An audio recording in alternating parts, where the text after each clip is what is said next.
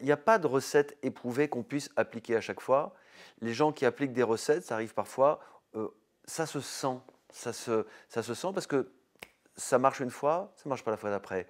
Alors il faut aborder les choses différemment, donc il faut être très, très à l'écoute. Ça, je pense que c'est une chose qu'il faut vraiment garder à l'esprit, elle n'est pas très compliquée. Vraiment très, très à l'écoute de ceux qu'on vient voir, ceux sur lesquels on vient faire ce reportage. Il faut avoir saisi quelque chose qui témoigne avec de la profondeur de quelque chose qui est vrillé dans une situation, dans ceux qui la vivent, dans quelque chose qui est en train d'arriver à un groupe de gens dont on va parler. Et qu'on comprenne que cette chose est importante, qu'elle est dangereuse, menaçante, qu'elle est profonde pour eux. Ça peut toucher à des aspects de la vie quotidienne, ça peut toucher aux catastrophes de la guerre. C'est la même chose. Pour que ce soit réussi, pour que ce soit important, pour que ça ait tout son sens, il faut vraiment non seulement qu'il se passe cette chose chez ce groupe d'humains qu'on vient voir dans leur contexte, et qu'on parvienne à le comprendre, à leur faire avec justesse, avec justesse. Et pour ça veut dire beaucoup de préparation, ça veut dire beaucoup lire. Il y a tout ce temps de l'imprégnation.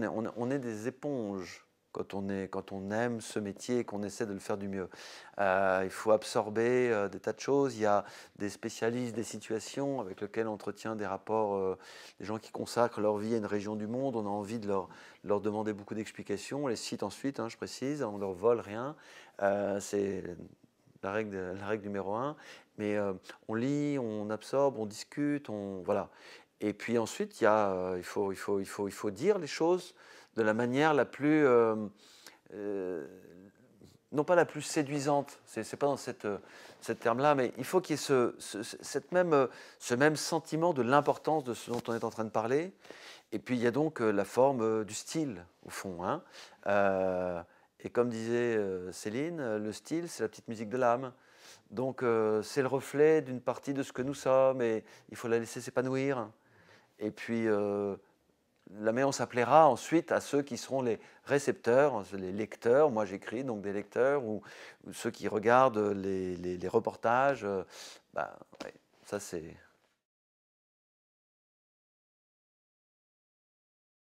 Moi je pense que tout texte journalistique, au fond, est une démonstration. C'est une démonstration qui est proposée, qui n'est évidemment pas imposée. Une démonstration, c'est quoi? C'est on part d'un point A, d'un point B, on va vous faire voyager, je vais vous faire partager tous les éléments factuels. Cette chose-là, je ne l'invente pas. C'est pas un.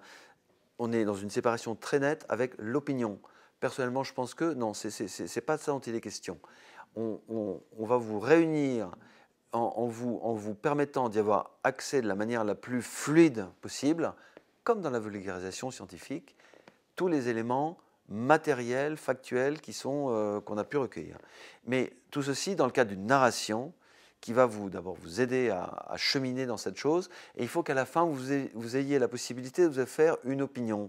Il faut que vous ayez la possibilité d'avoir ressenti, autant que faire se peut, du moins on l'espère, c'est quand même le but du jeu, quelque chose de cette émotion de ceux qui sont dans la situation, de celui qui a été le témoin, qui vous rapporte. La juste distance entre le journaliste et son sujet, entre le journaliste et ceux à qui il s'adresse, ça aussi, c'est un truc qui se réévalue en permanence. Il n'y a pas de recette, c'est drôlement compliqué. Et donc, on teste en permanence. On pourrait dire, c'est vrai, si on le veut, qu'il faut avoir, au moment du reportage, toutes sortes de qualités ou de sortes de journalisme combinés. Mais c'est un peu la définition du journalisme, en fait. Le journalisme, pour moi, ça reste, et tout spécialement le reportage, ça reste un artisanat. Les recettes sont incertaines. On s'améliore sans cesse si on a envie, on n'est jamais tout à fait satisfait, toujours des regrets, toujours des choses à faire mieux, etc. On n'a pas dit grand-chose quand on a dit ça, mais je crois il y a une dimension humaine dans le reportage qui touche à tout, y compris à sa propre activité. Un reporter, c'est un témoin qui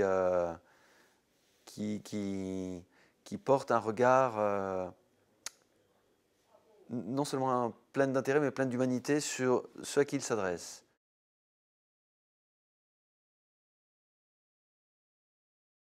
Contextualiser, quand je parle d'éléments factuels, c'est ce qui s'observe sur le terrain, ce qui peut être amené est irremplaçable.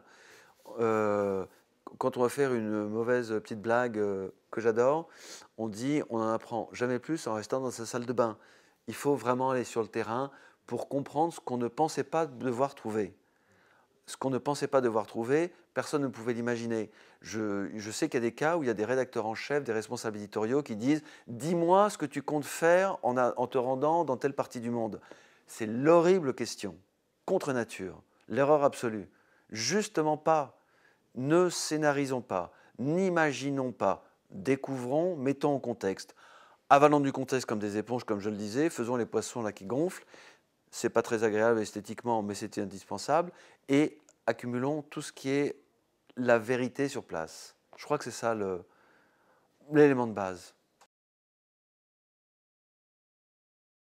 Tous ceux qui partent sur le terrain sont tellement heureux d'y être. Moi, je voudrais revenir dans ce cas sur le nombre qui s'est vraiment multiplié de correspondants qui sont installés, parlons en Afrique, des gens vivent un travail de journalisme au quotidien, dans des situations qui sont passionnantes. C'est une partie du monde qui se transforme. C'est un privilège de voir une partie du monde se transformer. C'est fascinant. C'est très intéressant. C'est l'histoire en marche. On n'est pas sur des temps longs, difficiles à saisir. On est sur des transformations qui sont visibles. Tous les journalistes qui viennent, je crois, sont immédiatement sensibles à ça. C'est beaucoup plus excitant que de concevoir à distance des choses pour les rapporter, de monter des voyages qui sont compliqués. Et il me semble qu'il y a quelques années, j'entendais parfois des journalistes dire voilà, je sors de l'école de journalisme, j'aimerais bien être établi quelque part dans le monde, mais enfin, sans contrat, sans emploi. Et maintenant, je trouve qu'il y a une liberté totale.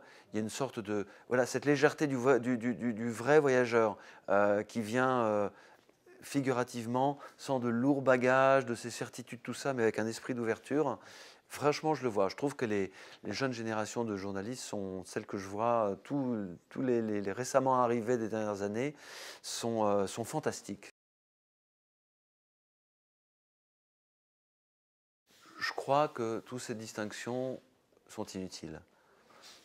Il y a une grande chose de base, très simple, qui s'appelle la curiosité du monde, vouloir en rendre compte, et ceci étant évidemment lié essayer de faire ressortir ce qui est caché, ce qui est gênant, lorsque des gens pernicieux avec des intentions mauvaises tâchent de les dissimuler, tout ça s'articule. Et bien tout ça, ça s'appelle faire son travail de journaliste dans le reste du monde. Moi, je trouve qu'il y a toujours une comparaison intéressante à faire entre le journalisme de reportage, de terrain, les grandes affaires du monde, et la vulgarisation scientifique.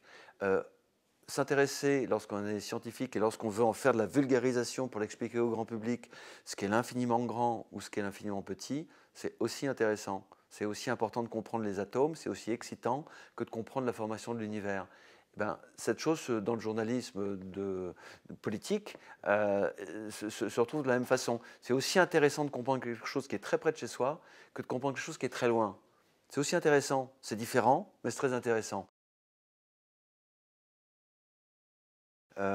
Disons qu'il y a plusieurs types de risques. Il faut aussi régler ça correctement. Ça peut valoir la peine d'aller quelque part en prenant certains risques parce que, en comparaison, c'est toujours l'espèce, on a toujours cette petite balance de la justesse et pas de la justice du reportage. À risque pris, qu'est-ce qu'on espère ramener, retrouver, trouver et rapporter?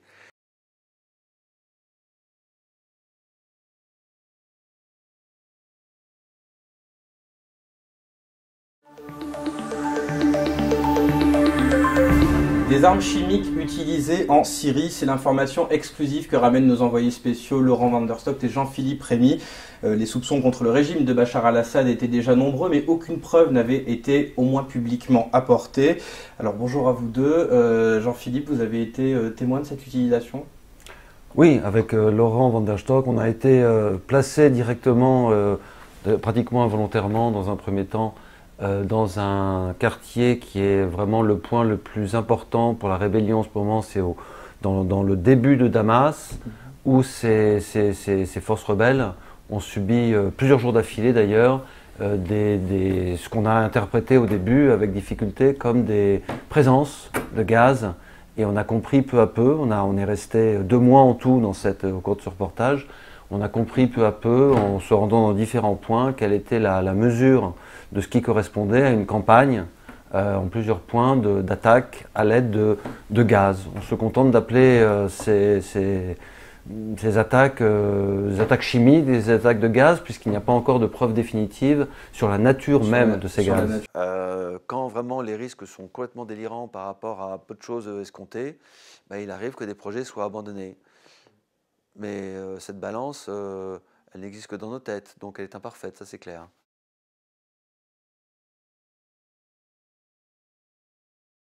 Quand on essaye inversement de définir à quoi ça sert tout ça, c'est pas facile, mais il me semble que la seule certitude, c'est que ce serait moins bien sans.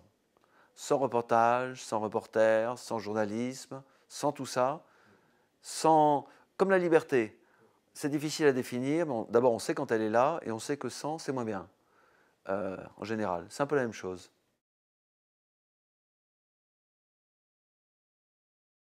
Moi, quand je m'apprêtais à partir à l'étranger, j'avais demandé conseil à quelqu'un.